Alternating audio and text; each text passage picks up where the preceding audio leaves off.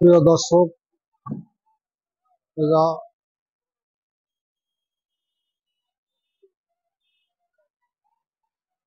আপনারা দেখতে পাচ্ছেন কন্যাপাড়া সরকারি আকবর আলী কলেজ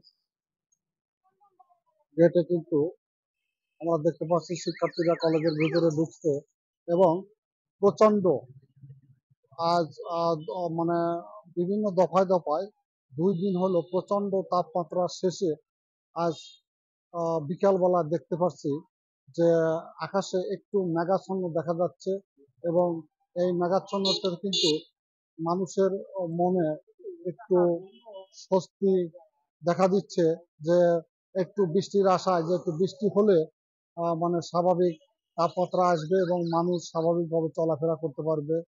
এই মানে এমনটাই আশা কিন্তু সাধারণ মানুষ এবং করছে। তার কারণ যে এই তাপমাত্রা এমনটাই হচ্ছে যে মানে সারা দিন মানুষ চলাফেরা করতে যে কষ্টটা হচ্ছে এবং প্রচুর মানে ঘাম বেরোচ্ছে শরীর দিয়ে।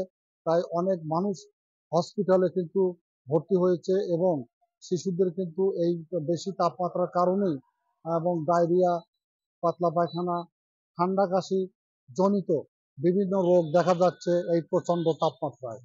তাই আপনারা সকলেই এই তাপমাত্রা থেকে সাবধান থাকবেন এবং শিশুদের নিয়ন্ত্রণের মধ্যে রাখার চেষ্টা করবেন, এই প্রত্যাশায় আমি সাংবাদিক সাহেব আলী।